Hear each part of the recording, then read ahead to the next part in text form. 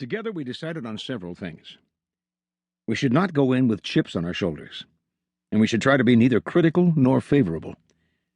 We would try to do honest reporting, to set down what we saw and heard without editorial comment, without drawing conclusions about things we didn't know sufficiently, and without becoming angry at the delays of bureaucracy. We knew there would be many things we couldn't understand, many things we wouldn't like, many things that would make us uncomfortable. This is always true of a foreign country. But we determined that if there should be criticism, it would be criticism of the thing after seeing it, not before.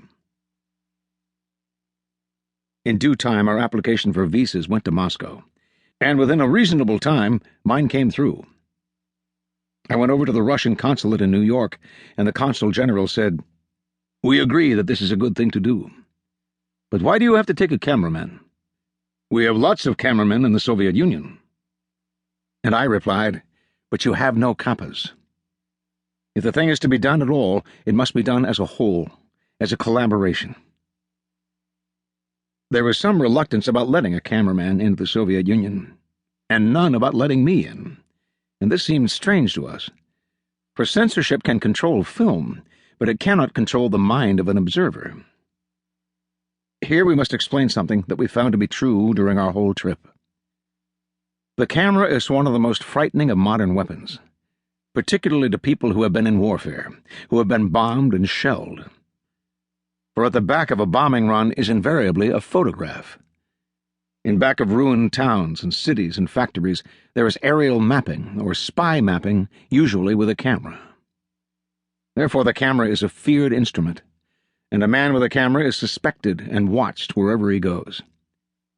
And if you don't believe this, try to take your Brownie No. 4 anywhere near Oak Ridge, or the Panama Canal, or near any one of 100 of our experimental areas. In the minds of most people today, the camera is the forerunner of destruction, and it is suspected, and rightly so. I don't think Capa and I really ever thought that we would be able to do the job we wanted to do. That we were able to do it is as much a surprise to us as to anyone else. We were surprised when our visas came through, and we held a mild celebration with Willie behind the bar when they did. At that point, I had an accident and broke my leg and was laid up for 2 months. But Capa went about assembling his equipment. There had been no camera coverage of the Soviet Union by an American for many years, so Capa provided the very best of photographic equipment and duplicated all of it in case some of it might be lost. He took the Contex and Rolleiflex that he had used during the war, of course, but he took extras also. He took so many extras and so much film and so many lights that his overweight charge on the overseas airline was something like $300. The moment it became known that we were going to the Soviet Union, we were bombarded with advice, with admonitions, and with warnings. It must be said, mostly from people who had never been there. An elderly woman told us in accents of dread, "Why, you'll disappear. You'll disappear as soon as you cross the border." And we replied, in the interest of accurate reporting, "Do you know anyone who has disappeared?"